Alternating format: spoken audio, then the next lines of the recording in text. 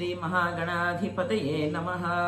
తొండమునేకదంతము తోరుపు బొజ్జయు వామహస్తముల్ మెండుక మోయు గజ్జలున్ మెల్లని చూపులు మందహాసముల్ కొండుక గొజ్జు రూపమున కోరిన విద్యలకెల్ల నొజ్జయేయుండెడు పార్వతీ తనియ ఓయి గణాధిప నీకు మ్రొక్కేదన్. గురు బ్రహ్మ గురుర్విష్ణు గురుర్దేవో మహేశ్వర గురు సాక్షాత్ పరం బ్రహ్మ తస్మై శ్రీ గురవే నమః. యా కుందేందు తుషారహార ధవళ యా శుభ్రవస్త్రాన్విత యా వీణా వరదండ మండితకర యా శ్వేత పద్మాసన యా బ్రహ్మాచ్యుత శంకర ప్రభృతి దేవై సదా పూజిత సా మాం పాతు సరస్వతి భగవతి భారతి నిశేషజాఢ్యాపః. ఓం శ్రీ మహాగణాధిపతయే నమః. ఓం శ్రీ గురుభ్యో నమః. ఓం శ్రీ మహాసరస్వత్యై నమః. వసుదేవసుతం దేవం కంసచాణూరమర్దనం దేవకీ పరమానందం కృష్ణం వందే జగద్గురుం. సర్వోపనిషదో గావో దోగ్ధ గోపాలనందనః పార్థో వత్స సుధీర్భోక్త దుగ్ధం గీతామృతం మహత్. ఓం శ్రీ మాతాపితృభ్యో నమః. నమస్కారం అండి. నిన్నటి రోజు మనము శ్రీకృష్ణ పరమాత్మ గొప్ప వక్త అని, అర్జునుడు సరి అయిన శ్రోత అనే విషయాన్ని మనము చూచాయిగా మొదలు పెట్టుకున్నాము. వక్త శ్రోత, వక్త ఉండేటువంటి లక్షణాలు మనము తర్వాత మాట్లాడుకుంటాము. ముందు శ్రోతకు ఉండేటువంటి లక్షణాలు ఏంటి, శ్రోత అనేవాడు ఎలా వినాలి, గురువు దగ్గర నుంచి విషయాలని తెలుసుకునేటప్పుడు ఏ విధంగా శ్రవణం చేయాలో ఈనాటి మన కార్యక్రమంలో మనము తెలుసుకోబోతున్నాం. ప్రవచనము అంటే మనం చెప్పుకున్నాం, ప్రవచనము గొప్ప వచనము. ఆ గొప్ప వచనం అనేది వక్త చేస్తాడు. శ్రోత ఏం చేస్తాడు, శ్రవణం చేస్తాడు. ప్రవచనాన్ని శ్రవణం ద్వారా శ్రోత గ్రహిస్తాడు. తెలిసినవాడు, విషయము తెలిసినవాడు బోధిస్తాడు. తెలుసుకోవలసినటువంటి వాడు అంటే తెలియనివాడు దానిని శ్రవణం చేసి దాని ద్వారా ప్రబోధింపబడతాడు.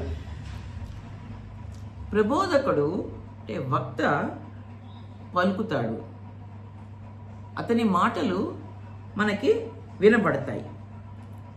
ఎవరు వింటారు, ప్రబోధితుడు వింటాడు, శ్రవణం చేసేవాడు వింటాడు. వక్త నుంచి మాటలు కదులుతాయి, శ్రవణం చేసేవాడి నోటి నుంచి మాటలు కదలవు. ఒకవేళ మాట్లాడాలి అని అనుకుంటే ఏం మాట్లాడతాడు, వక్త చెప్పేటువంటి విషయము తనకి ఎప్పుడైతే పూర్తిగా అవగాహనకి రాదో అప్పుడు ఆ సందేహ నివృత్తి కోసమని శ్రోత అనేవాడు మాట్లాడతాడు. ఇక్కడ మనము ఒక విషయాన్ని మనం జాగ్రత్తగా తెలుసుకోవాలి. మనము ఎన్నో విషయాల్ని వింటూ ఉంటాం, ఎన్నో విషయాల్ని వింటాం. విన్న ప్రతి విషయాన్ని మనం అర్థం చేసుకుంటున్నామా అంటే అది ఎప్పటికీ కూడా సందేహాస్పదమే. విన్న ప్రతి విషయాన్ని మనం అర్థం చేసుకోవాలని ఎక్కడ లేదు.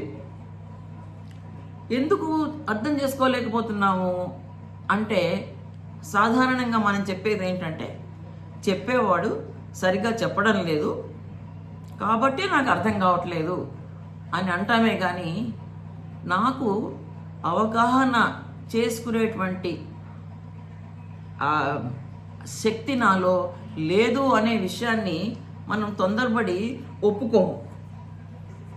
దీనికి కారణం ఏంటి అంటే వక్త ఒక విషయం గురించి చెప్పేటప్పుడు తన అనుభవాలన్నింటినీ కూడా క్రోడీకరించి ఆ విషయం మీద పూర్తి అవగాహన మనకి కలగాల్సినటువంటి విధంగా వక్త చెప్తూ పోతాడు.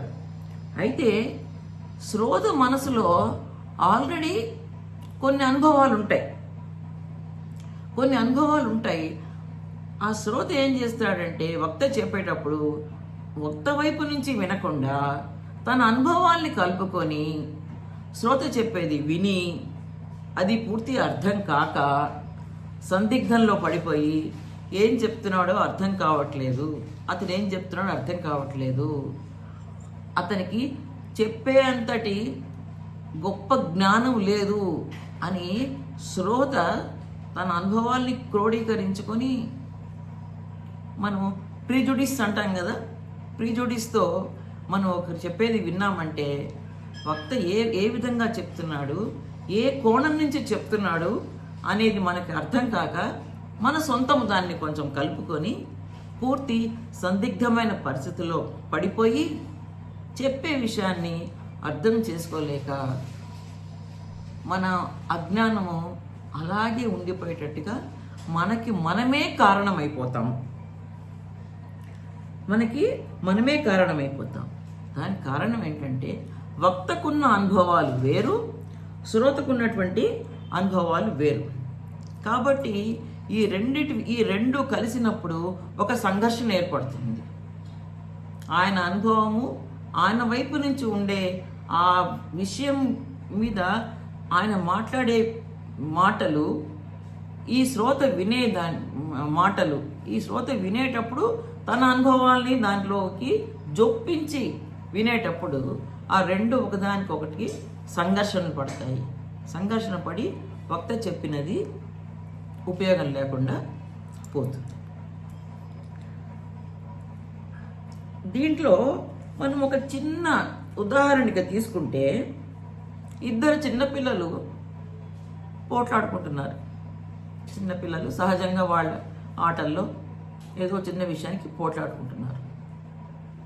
ఒక తండ్రి వచ్చాడు, ఆ ఇద్దరు పిల్లల్లో ఒక తండ్రి వచ్చాడు. ఆ తండ్రి వచ్చినప్పుడు ఏం చేస్తాడు, ఇద్దరు వైపు నుంచి వినకుండా తన బిడ్డనే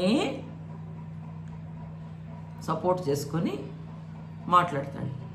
దాంట్లో న్యాయ విచక్షణ అనేది ఉండదు.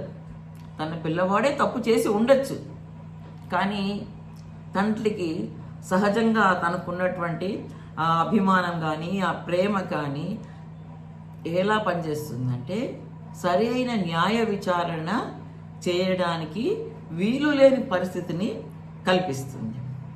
అదేవిధంగా వక్త చెప్పే విషయాన్ని శ్రోత తనదైన ధోరణిలో దాన్ని విని, శ్రవణం చేసి కాదు, విని తనకున్నటువంటి అభిప్రాయాన్ని దాంట్లో కలిపినప్పుడు అసలైన గురువు ఒక వక్త చెప్పే విషయంలో ఉన్నటువంటి అంతరార్థాన్ని గ్రహించలేక సంఘర్షణకు లోనవుతాడు.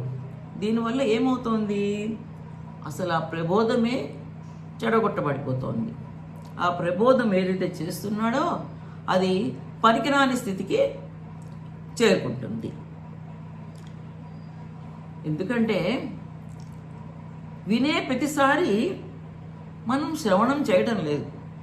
మనం ముఖ్యంగా తెలుసుకోవాల్సినటువంటిది నిన్న మనం మాట్లాడుకున్నాం, మనసున్నవాడు మనసును పెట్టి మాత్రమే శ్రవణం చేయగలుగుతాడు.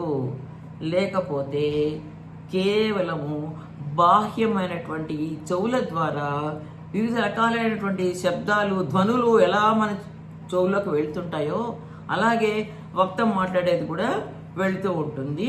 అది నిరుపయోగమైనటువంటి వినడమైనటువంటి ప్రక్రియ అవుతుంది.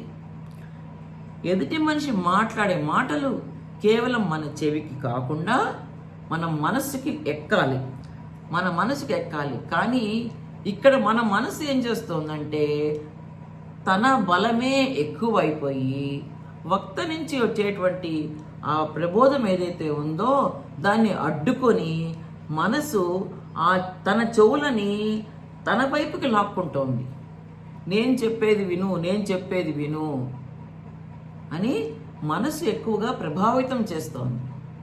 ఎప్పుడైతే మన మనసు మన మాటనే వినే ప్రభావితం చేస్తూ ఉంటుందో అప్పుడు వక్త చెప్పేటువంటి ఏ గొప్ప విషయం కూడా మనము శ్రవణము చేయలేము.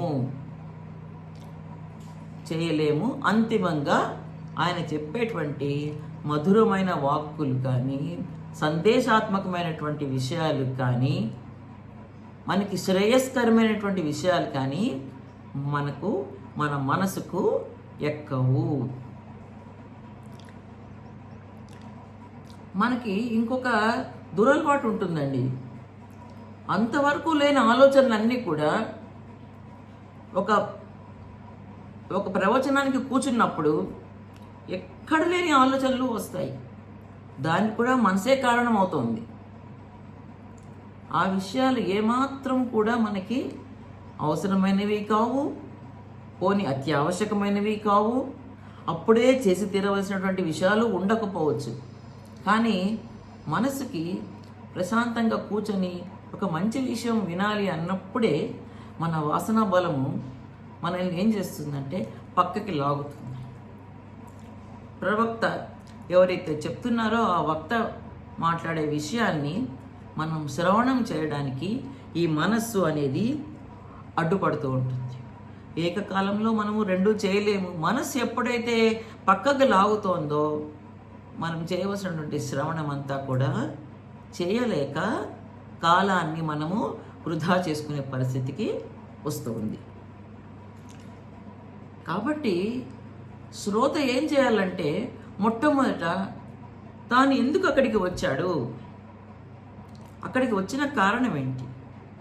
ఓ గుడిలోనో ఓ సభలోనో ఒక ప్రవచనకారుడు చక్కటి విషయాన్ని ఏ గజేంద్ర మోక్షమో చెప్తున్నాడు, భాగవతంలో ఏదో విషయమని చెప్తున్నాడు. అది మన జీవితాన్ని ఉన్నత స్థితి వైపుకి తీసుకెళ్లే గొప్ప అంశం. అది రామాయణమే చెప్తున్నాడు. రామనామం పలకవయ్యా అని చెప్తూ ఉన్నాడు, చక్కగా నలుగురితో చెప్పిస్తున్నాడు. మనం ఎందుకు వెళ్ళాము, ఓ సత్సంగానికి వెళ్ళాము, భజనకి వెళ్ళాము, ఎందుకు వెళ్తున్నాము, దాంట్లో మన వంతుగా మనం కూడా పాల్గొని ఎంతో కొంత పుణ్య సంపాదన చేసుకోవాలి. ఆ సముపార్జన ఉంటేనే మనకి మనుగడ అనే కనీసపు ఆలోచనతో మనము ఆ ప్రవచనానికో ఆ సత్సంగానికో ఆ భజనకో వెళ్తూ ఉన్నాం. కానీ అది మనం ముందే తెలుసుకోవాలి, ఎందుకు వెళ్తున్నాము, లక్ష్యం ఏమిటి, మనం వెళ్తున్న లక్ష్యం ఏమిటి. మనము గొప్ప విషయాన్ని ఆలకించబోతున్నాం, శ్రవణం చేయబోతున్నాం. నిన్నటికంటే ఈరోజు మెరుగ్గా, ఈ నేటి కంటే రేపు మెరుగ్గా ఉండటానికి మనకి ఇది ఉపయోగపడుతుంది అనేటువంటి ఈ ఆలోచన, ఈ జ్ఞానము మనకు ఉండి మనము ఆ ప్రాంతానికి ఆ ప్రదేశానికి వెళ్ళామంటే కనుక అది ఎంతో ఉపయోగకరంగా ఉంటుంది. అదే సమయంలో మనకి ఎంతో కాలం నుంచి మనం ఒక చూడని మన స్నేహితుడిని అదే సమయంలో మనం అనుకోకుండా మన పక్కనే కూర్చున్నామంటే అన్నీ మర్చిపోయి ఆ మనిషితో ఎక్కటి పుట్టు పూర్వోత్తరాలు మాట్లాడుతూ మనం కూర్చున్నామంటే వచ్చినటువంటి లక్ష్యము చెడినట్టే కదా. ఎప్పుడో కలిసిన వాడిని ఈరోజు కలిసినా మనం ఏ లక్ష్యంతో అయితే మనం అక్కడికి చేరుకున్నామో దానికంటే గొప్పది ఏది ఉండదు అనే సత్యాన్ని శ్రోత మొట్టమొదటిగా తెలుసుకొని వెళ్ళాలి. ఎప్పుడైతే ఈ లక్ష్యము అనేది ఉండదో మనిషికి వక్త చెప్పే ప్రతి విషయంలో ప్రతిచర్య అనేదే ఉంటుంది. తను ఏది చెప్పినా ప్రతిచర్య అంటే రియాక్షన్, ఇమ్మీడియట్ రియాక్షన్ ఉంటుంది. ఈ రియాక్షన్ వల్ల ఏమవుతుంది, మనకి అవగాహన లోపించి దురవగాహన మనకి కలుగుతూ ఉంటుంది. శ్రోత కాబట్టి మొట్టమొదట తనని తాను అర్థం చేసుకోవాలి. తనని తాను అర్థం చేసుకొని తను వెళ్ళినటువంటి లక్ష్యం ఏంటో అర్థం చేసుకొని అదేవిధంగా వక్తని కూడా అర్థం చేసుకునేటువంటి ప్రయత్నము చేయాలి. వక్త ఏ లక్ష్యంతో చెప్తున్నాడు, నేను ఒక లక్ష్యంతో అక్కడికి వచ్చాను, ఆయన ఏ కోణంలో చెప్తున్నాడు, ఆయన ఏ లక్ష్యంతో చెప్తున్నాడు, నా లక్ష్యము అంటే శ్రోత యొక్క లక్ష్యము వక్త యొక్క లక్ష్యము కలుస్తున్నాయా లేదా. కలిసినప్పుడు నీ అవగాహన అనేది పెరుగుతుంది. అవగాహన ఎప్పుడైతే పెరుగుతూ ఉంటుందో మనకి ఆ వక్త చెప్పే ప్రతి విషయాన్ని ఇంకా శ్రద్ధగా శ్రవణం చేయాలి అనేటువంటి ఉత్సాహము మనకి పెరుగుతుంది. దాని అవసరం మనకి అప్పుడు గుర్తుకొస్తుంది. నిజమే, నాకు ఇంతవరకే తెలుసు, ఈనాటికి ఇంతవరకే తెలుసు. ఈ వక్తగా చెప్పినటువంటి విషయం ద్వారా, నేను ఆలకించడం ద్వారా నాకు దీంట్లో తెలుసుకోవాల్సిన విషయాలు ఇంకా ఉన్నాయి, అవి కూడా నేను తెలుసుకోవాలి అనేటువంటి ఉత్సాహము తప్పకుండా శ్రోత అనేవాడికి కలుగుతుంది. అంతేగాని వచ్చాం కదా, విన్నాము, ఏదో చెప్పాడు, ఏదో విన్నాము, అయిపోయింది, గంట సేపు ఆయన చెప్పాడు, విన్నాము, అయిపోయింది, ఇంటికి వెళ్ళి ఏం చేసుకోవాలి, ఈ ఆలోచనతో ఉన్నది మనకి పూర్తి వ్యర్థమైన కేవల వినికిడి మాత్రమే అవుతుంది. అయితే ఇక్కడ మనం తెలుసుకోవాల్సింది ఏంటంటే, శ్రీకృష్ణ పరమాత్మ గీతని బోధించాడు, ఆయన బోధించాడు. అది కేవలం మాట కాదు, అది ఒక బోధన, అది ఒక సందేశం. గీత ఒక గొప్ప సందేశం. అర్జునుడు ఏం చేశాడు? శ్రద్ధగా విన్నాడు. అర్జునుడితో పాటు గీతను విన్నవాళ్ళు ఇంకా ఇద్దరు ఉన్నారు, మనకు తెలిసిన విషయమే. సంజయుడు ఎలా విన్నాడు? వ్యాస భగవానుని వల్ల ఆయన వ్యాసుడు సంజయుడికి భగవద్గీతను వినేటువంటి ఒక వరాన్ని ఆయన ఇచ్చాడు. ఎందుకు అంటే, ఆ భగవద్గీతను సంజయుడు విని ధృతరాష్ట్రుడికి చెప్తాడు అని, విషయాలన్నీ చెప్తాడు. ధృతరాష్ట్రుడు గుడ్డివాడు, చూడలేడు. ధృతరాష్ట్రుడు భారత సంగ్రామము, కురుక్షేత్ర సంగ్రామంలో జరిగే ప్రతి విషయాన్ని కూడా ఆయన ధృతరాష్ట్రుడికి చెప్తూ వచ్చాడు. అటువంటి ఆ పనిని వ్యాస భగవానుడు సంజయుడికి కల్పించాడు. కాబట్టి ప్రత్యక్షంగా అర్జునుడు విన్నా, పరోక్షంగా సంజయుడు విన్నాడు, ధృతరాష్ట్రుడు కూడా విన్నాడు. ధృతరాష్ట్రుడు గుడ్డివాడే కానీ చెవిటివాడు కాదు కదా, విన్నాడు. అయితే గీతామృతాన్ని శ్రవణం చేసినది అర్జునుడు, సంజయుడు మాత్రమే. ధృతరాష్ట్రుడికి అది ఎక్కలేదు. అది సంజయుడు కూడా తన పూర్తి మనసును లగ్నం చేసి శ్రవణం చేశాడు. కాబట్టే గీత పూర్తి అయిన సమయానికి ఆయన గొప్ప శ్లోకం చెప్పాడు.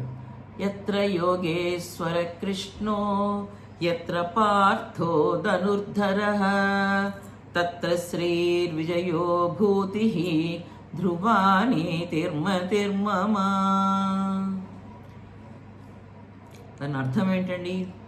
ఎక్కడైతే యోగేశ్వరుడైనటువంటి కృష్ణ పరమాత్మ ఉన్నాడో, ఎక్కడైతే ధనుర్ధారి అయినటువంటి అర్జునుడు ఉన్నాడో, అక్కడ విజయము తథ్యము అని నా అభిప్రాయము అని సంజయుడు చెప్పాడు. సంజయుడు ఒక రాయబారిగా పనిచేశాడు, చిన్నవాడు, కానీ ఆయనలో ఆ అర్థం చేసుకున్నటువంటి శక్తి, దాని తగిన మనసు, శ్రద్ధ అన్నీ ఉన్నాయి. కాబట్టే సంజయుడు ఆ మాట చెప్పగలిగాడు.